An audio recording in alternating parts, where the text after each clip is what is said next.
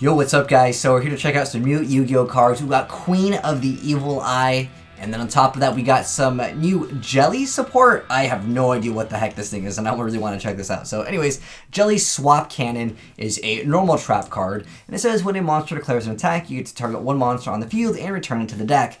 I don't know what purpose. I mean, no one's really using Drowning Mirror Force, which usually is going to be better, although it does require you to have that direct attack. But at the end of the day, I don't think anyone is really playing any traps. You have to wait till the battle phase and then they have to attack. Like, there's a lot of cards that will just really outclass. So I don't see this card seeing that much play, but I don't know if Jelly Swap is going to be a new archetype. If someone watches the anime or knows anything about the Jelly Swap, because when I first saw this card, I was thinking like Jam Breeding Jar, because it's got like that slime.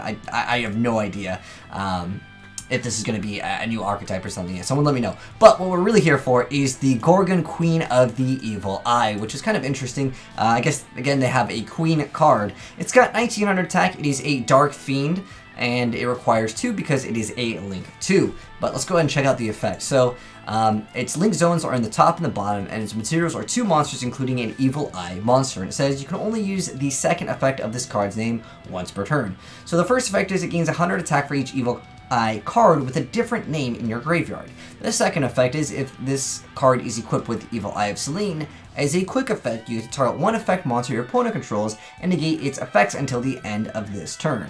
Then, the third effect is once per turn during the next standby phase, after the second effect of this card was activated, you get to destroy one monster that this card points to, and the zones are up and down, so I guess you can pop one of your own cards, which at the moment there really isn't that many good targets, because I did want to briefly now talk about the Evil Eye as an archetype here, because at the moment, there is some interaction, I guess. Technically, if you pop your own like monster, you can make her stronger, which can complement the Evil Eye Mesmerism, which makes it so when your opponent special summons a monster, you get to target one of those special monsters in attack position with less than attack than an Evil Eye monster you control, and then destroy this card. Basically, I mean, it's small, it's like 100 boost, but nonetheless, it is technically there for that potential ability to target one of those monsters and take control of it. But on top of that, the problem that I have with this card is obviously your opponent's not going to want to summon a monster that this card points to, and at that point you'd have to pop one of your own cards if you want to even go for something else in the extra deck in the first place. And then you have J.E.L.L.Y over here, which if it's link summon using a monster with 2600 or higher attack as material, can actually attack twice. And if it's equipped with Evil Eye Selene, you can target one card your opponent controls and destroy it as a quick effect. And then the next standby phase, after this effect was activated, you get to negate the effect of one effect monster this card currently points to. Which again, is a problematic thing, because I guess you would be targeting your own cards, because again, your opponent's not going to want to summon something to the card's zone that these points to. The most common play that you'll see in the Evil Eye deck is usually Surziel, equip it with the Eye of Selene, and pass. It usually activate the field spell. But the thing is that Surziel over here has almost like same effect, if not better here, as a quick effect. When it has the Eye of Selene, you get to target special summon monster your opponent controls and just destroy it instantly. So why even wait for you to have to negate the effect, and then they can still attack. It doesn't, if it negated the effects and it could not attack, then we're looking at something a little bit better, although you could argue with Eye of Selene they're not going to attack. But again, it's just adding more slowness to the deck that I would say is mostly just a tower-based deck in the first place. And again, I don't really see what you would want to pop.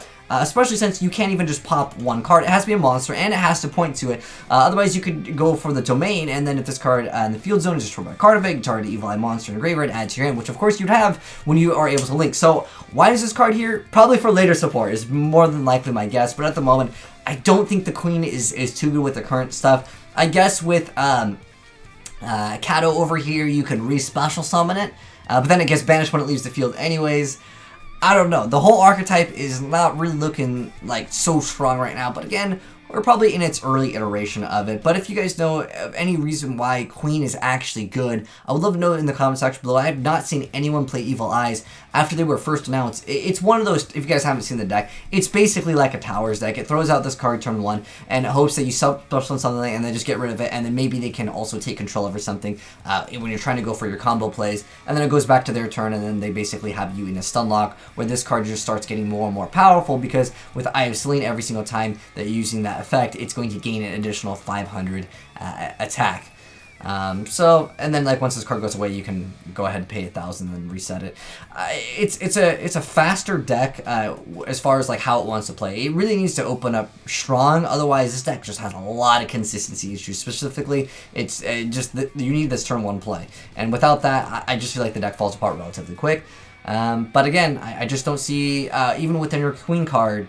It's a cool idea, but we need a monster effect, and I'm guessing, guys, we're going to be getting some more support, probably that, like, you know, when this card is destroyed by a card effect, or you can banish it in the grave to do something else, of course, with Queen. So, be on the lookout for more support, probably very soon. But anyways, guys, those are the new cards. You guys can let me know your thoughts down below on them. Are they going to be any good? You guys can let me know your thoughts down below. But anyways, thanks for watching, guys. Hopefully you enjoyed the video. If you did, drop a like on it. And if you're new here, hit the subscribe button, turn on that bell if you want to see new Yu-Gi-Oh cards along with some discussions like this. And if you guys got any replays of the Queen in action, I would like to see it. I mean, if you guys got replays of the new J.E.L.L.Y card, feel free to send it too. But I just don't see it. I mean, maybe there's some weird interaction where, like, when a specific card is returned, like, there's some random stuff that, you know how Yu-Gi-Oh is. Very specific stuff, and then it, like, activates, like, you know, the Time Wizard activating, you get the Dark Sage, you know, there's crazy Yu-Gi-Oh card interaction. So maybe there is one with this. We'll have to wait and see. But anyways, thanks for watching, guys, and peace.